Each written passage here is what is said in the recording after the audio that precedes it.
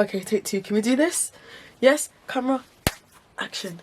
Hi everybody, welcome to my channel. That's the T. I am Miss T. You can tell I haven't done a YouTube video in a long time because the video for this flower wall I posted that weeks ago, and this is the first video I am filming with it in the background, and can I just say I love it. Honestly, this is why I built it. I wanted something in the background. I've always wanted my name in shining lights, and since I couldn't afford to buy one, I decided, hell, let me make one, which probably turned out to be more expensive than buying one, but it's okay, it's okay, it's okay. If you are new to my channel, I am Miss T, and this is my channel, That's the T, and thank you so much for clicking this video. If you're one of my loyal subscribers, welcome back. Guys, I'm back at it again with the back at it again, and it's been a hot minute. It's been a minute. I've been on holiday, which I filmed content, is coming. I've been dancing, the videos is coming. I've been filming with my family, the content, the video is coming. It's just a lot. Like, sometimes life is coming fast and I don't know what to do to slow it down, but I'm here, and that's all that matters. I am here. Now, if you haven't watched the video to how I made this flower wall, you better go back to my previous videos and watch that. I will link it in the description. But yeah, that's not what we're here to talk about today. Today, we are here to do a part 2 of another previous video that I did quite a long time ago about me being an apprentice. Now, I've actually filmed this video before, but something has happened and I thought, let me redo this video and go into a bit more detail about what it's like being an apprentice. And I'm going to be talking to you guys today about the apprenticeship side of my apprenticeship.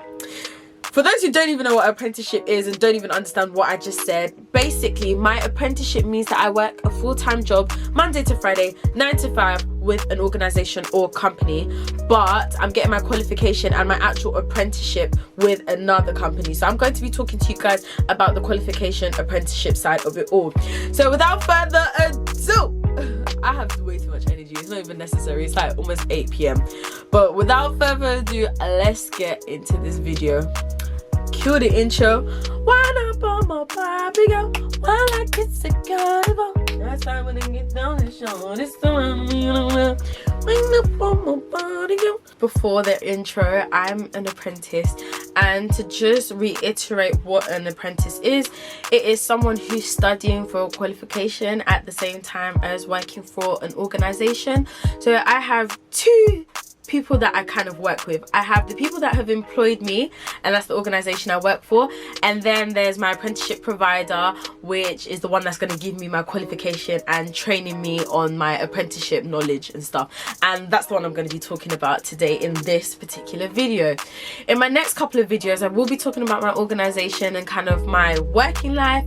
I'll also be talking about my application process because that time is coming. It is coming, and I want you guys to be prepared. I want to advise you, and yeah, I want to give you guys all my information that I have and kind of tell you the things that I wish I knew when applying for an apprenticeship. Goodness gracious me. But today I am going to focus on my apprenticeship provider, Multiverse. Just pretend that it was shining on the screen. I'm not that good at editing yet, so we'll get there. So yeah, my apprenticeship provider is a company called Multiverse, and they were previously known as White Hat, and I'm going to talk to you guys about kind of what they do for me and how they play such a big role in my work life, in my career. And yeah, when I'm learning with Multiverse, I have to do what's called off-the-job training. So it's OTJ for short, and this is 20% of my working week. So obviously I'm not in full-time education anymore. However, I'm gonna have to be in education in order to get this qualification. Oh, buzz. Oh, that's quite hard. I might rap about that still. But yeah, I have to be in class, I have to learn, I have to work towards my qualification, and it's got to be 20% of my working week. I work 5 days a week, well technically 4, but I work 5 days a week, and 20% of that needs to go towards my apprenticeship. So that equates to 1 working day. So you can kind of think of it like Monday to Thursday I work with my organization, and then Friday it's dedicated to my apprenticeship week. However, I wouldn't necessarily say it's my whole Friday, because there's still some things that I need to do at work. There's some responsibilities that I need to fulfill, and I still do that on a Friday. So for example, if I do a bit of my apprenticeship work on a Monday, say for an hour, that's one less hour I have to do it on Friday. But Friday on my calendar, it's blocked out for my apprenticeship work. So yeah, that's 20% of my working week, one day that I'm doing my apprenticeship stuff. What kind of stuff do I do for my apprenticeship training? What do you ask? You probably didn't ask, but I'm gonna tell you anyway. This includes doing assignments, so that's my homework. You guys think just because I work 9 to 5, a full-time job, that I don't get homework. I get homework, I get assignments, and I've got to do them like to a deadline like everybody else. I also do classes, so they're called master classes, and I'll talk about them later. I have mentoring, because it's tough out here. Don't think you could get through this life without 2 things: God and a mentor. Like, I didn't think I needed a mentor, but you actually do need one. You need a mentor in your career, you need one for life, you need one for church, you need one for your hobbies. Just someone that has been through what you've been through, that you can talk to outside of the workplace, outside of your family. Just someone that you can trust and just basically vent out all your worries, all your concerns, but to also like strategically plan goals and set them together. I think it's so good. So if you don't have a mentor, go and find one. Just to quickly talk about this off-the-job training. This off-the-job training is anything that you're not doing at work. So that's everything I'm not doing for my organization. If it can be personal development, it can be workplace shadowing. So I guess there's different categories of different things that count to off the job. So workplace training and workplace shadowing do count, but like your actual work at work, make it make sense, that doesn't really count. So some of the things that have counted towards my off-the-job training has been watching TED Talks for my personal development. My Google training has been some, that was for work. Any process training, I can count that to my off-the-job. Doing my assignments, that was a bit sticky because I might take 6 hours to do an assignment, but like I can't actually add 6 hours because I was not doing it consistently for 6 hours. I was probably doing it for 20 minutes, take an hour break, 20 minutes, take an hour break, like. But yeah, you guys get the picture. Right now, I'm just looking at my profile. So you have a profile to track all your progress, and there are 5 different units in my qualification. So like I mentioned before, I'm doing a business administration qualification. Ooh, I'm coming in with the bars today. Oh, so unit 1 is business fundamentals, unit 2 is introduction to corporate economics, unit 3 is introduction to the legal system and compliance, unit 4 is change management and stakeholder engagement, which is what I want to get into, and then unit 5 is project management essentials. So there are 5 main units, and my apprenticeship is 18 months. So on top of that, we also have what's called an endpoint assessment, and I'm coming back to that.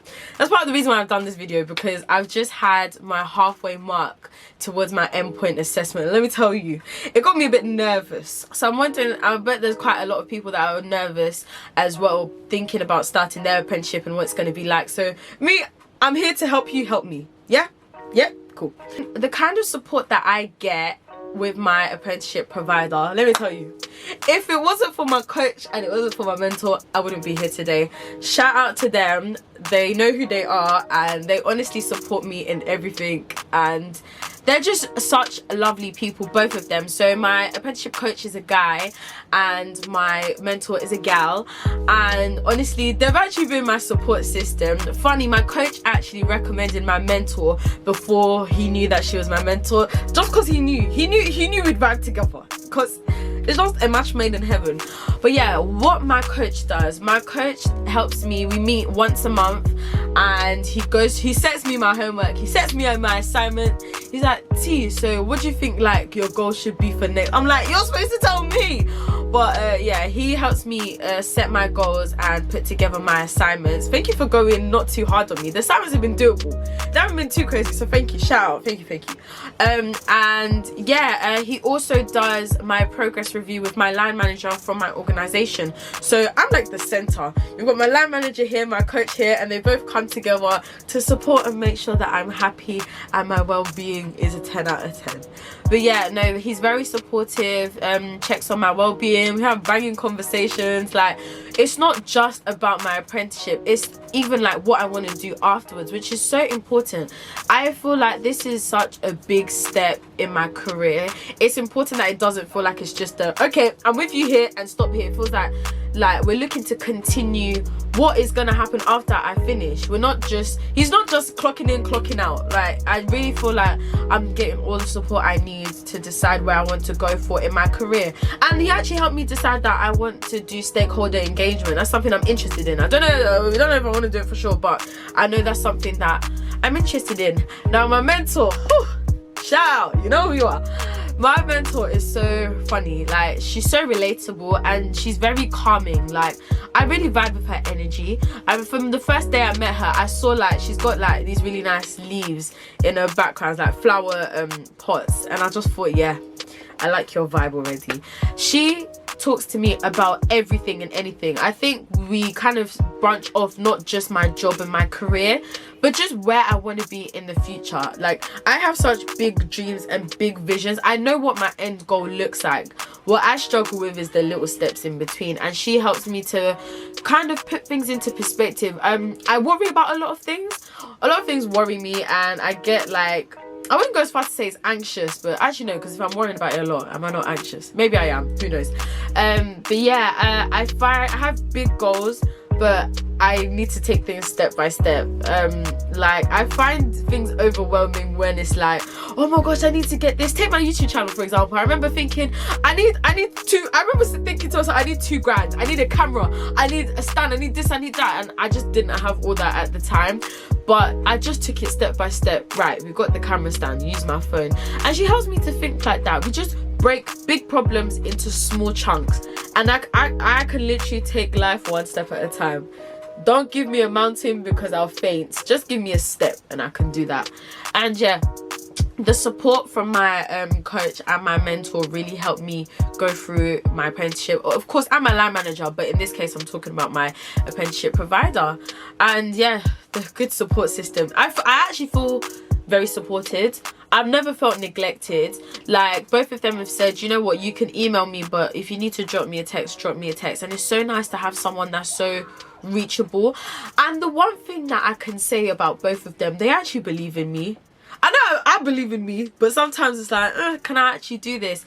But they have an expectation of me, and I want to make them proud. And it's not like oh my goodness me, my father wants me to be a doctor, lawyer, and an engineer all in a year. Like, it's realistic. Like, they make me feel that, you know what, I can do this, we've got this. Like, it's not just an I've got this, it's a we've got this.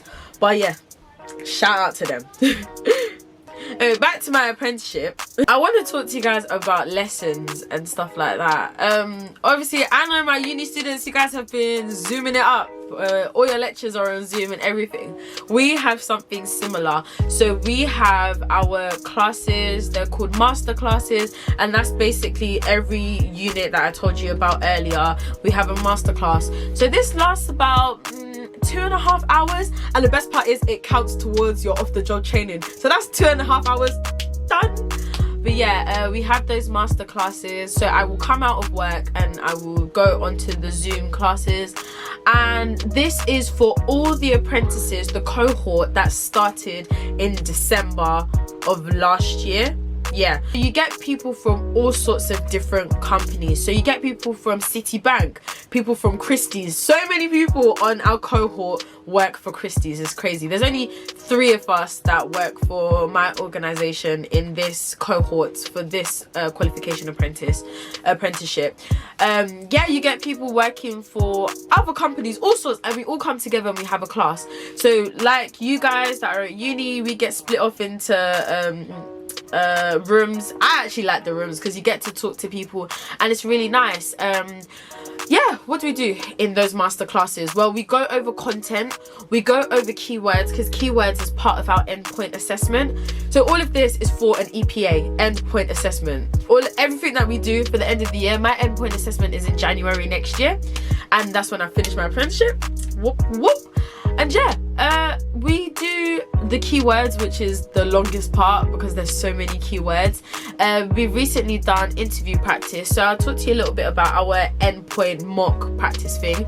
We just had one last week, and we did interview practice, we did our keywords practice, and we went over our portfolio, which is basically the main thing of this video, the portfolio.